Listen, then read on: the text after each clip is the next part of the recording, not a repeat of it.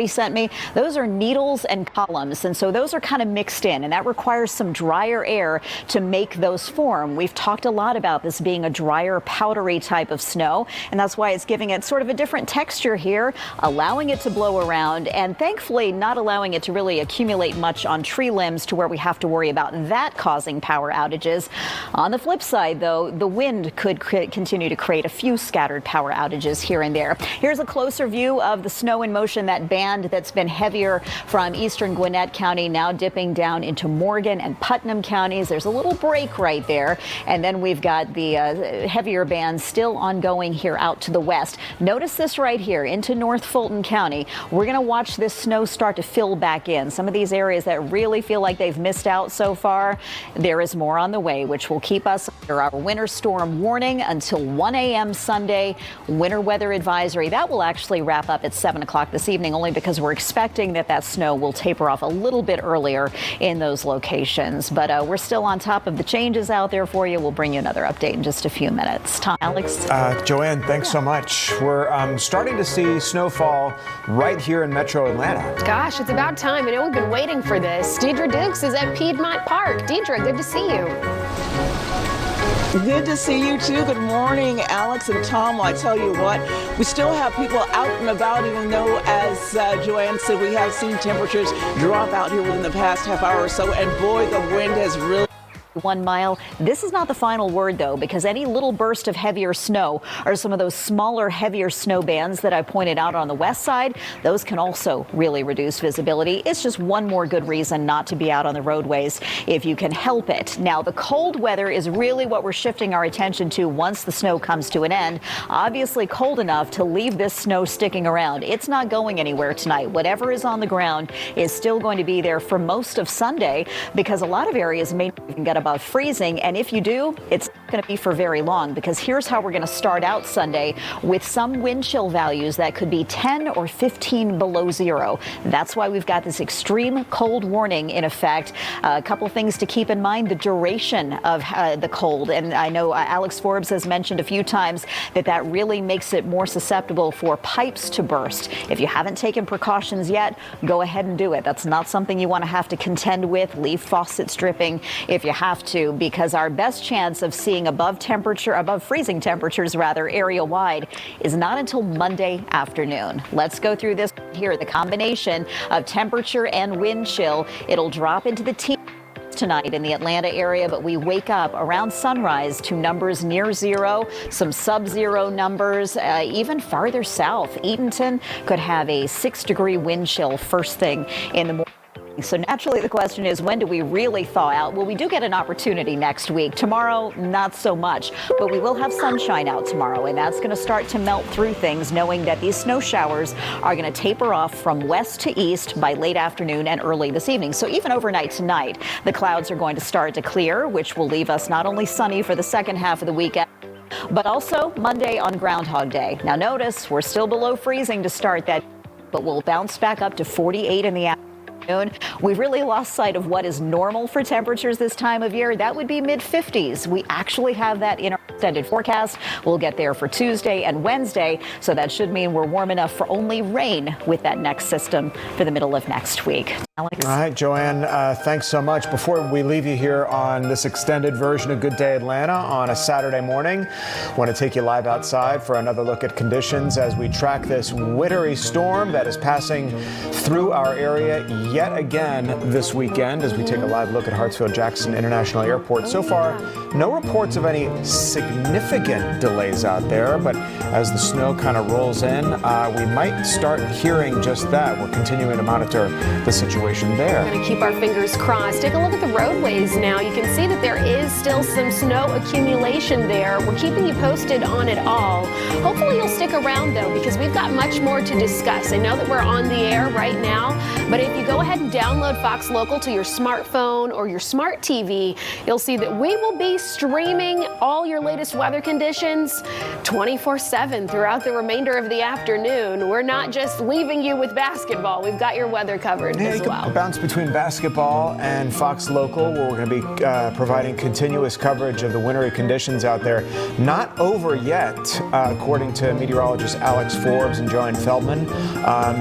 You may have seen kind of pops of sunshine in the metro Atlanta area. It is blustery out there, but more snow is expected to head our way as we roll toward the noontime hour here in our city. So stay with us.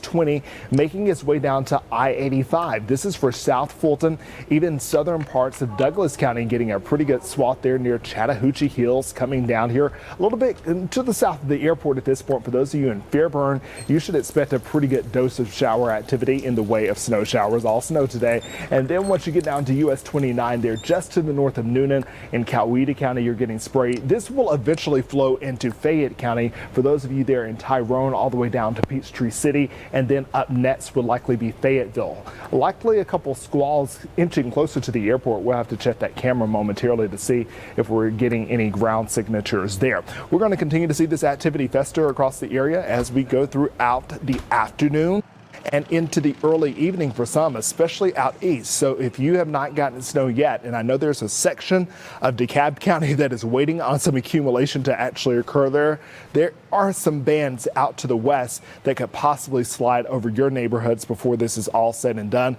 We'll track that as we get deeper into the hour. Alex? Okay, Jonathan, we will check back with you very soon. We appreciate you watching our entire area for us. We do want to focus on some live images now and get a sense of what things are really doing in real time. So let's turn things over to Newton County. And that is where we find Christopher King. We've had a changing of the guard, Christopher, with our reporters. You are providing perspective from there. It doesn't look too bad where you're standing. Well, Tom and Alex, I really want your assignment today. So far, it's just really cold out here, and so far so good. Take a look over here. This is 278 near Emory Street in Covington. Roads are clear on the way over here. We saw some steady but only light flurries so far. I was back in Atlanta. Traffic was light over here to Covington. It seems like people are heeding the warnings. They're staying County. Whatever falls from the sky will likely land and continue to accumulate as we go through the remainder of the afternoon. So, Jonathan, perhaps you touched on it and I didn't catch it, but when is all of this supposed to lift out of here and go away and the sunshine to return? We're kind of in the wind down period now. I don't see so much upstream that I'm concerned about. There is still a window of opportunity for some flurries to fly. We're dealing with a massive area of low pressure that's feeding off moisture in the Atlantic. So basically, it's pinwheeling moisture is having to send it inland. And as it gets into our neck of the woods, it's found that the air temperature is below freezing. And so what is falling from every layer of the atmosphere is something that's frozen, a frozen parcel, if you will, and it comes to the ground as snowfall. The issue is that we could continue to have random bouts of flurries and maybe even some steady snow showers over the next 3 hours. But as we get closer to the prime heating of the day, not that today is going to be warm or hot by any measure at all. In fact, we'll likely be below freezing all day long. That surface temperature has just warmed up a bit too much to sustain accumulation. Once again, you have road temperatures here in Atlanta going out to DeKalb County that are at 41 and 40 degrees respectively. Wow. Okay, Jonathan, we appreciate that. We do want to change perspective here and take a look at what's going on in Gwinnett County, which has been one of the hardest hit areas. Every time we check in, it's like a big blanket of snow. Yeah, we just saw Rob DiRienzo up in Gwinnett off 316 where it was like whiteout conditions. Let's take you to Annie Mapp, who joins us now with a look at conditions there. It looks like you're standing in kind of the same situation that Rob was, Annie. Yeah, we're not too far from where Rob is. I'm a little confused. I'm like trying to figure out, am I in Georgia? Am I somewhere up north? Am I in New York? and Duluth. That's for southern and central Gwinnett County. And even those of you who are just to the north of Spaghetti Junction here in DeKalb County, I'm not sure if Decatur is going to actually get something. So Redan, Lithonia, getting down into the Tri-Cities, I'm not sure if that's possible. But as we move further to the east here along the I-85 corridor, as you get out to Barrow County, going up into Walton County, I think the opportunity once again, you're going to get another healthy swath, and that comes through around 2, 3 o'clock in the afternoon. Clark or Coney County is due for more of that action as well. Still not done by the 3 o'clock hour. Stick with us, and I'm going to walk you through the part of the forecast that takes you into the late afternoon and early evening. All right, Jonathan, we'll check back in with you. Thanks. Let's get up to Blairsville, one of the areas that Jonathan said is still enduring a lot of this snow that's moving through the area. Let's check in now with Denise Dillon, who is all bundled up. Good to see you, Denise. I need to be bundled up. 7 layers at this point, and there may be more before the end of the day. Here in Union County, they are telling people to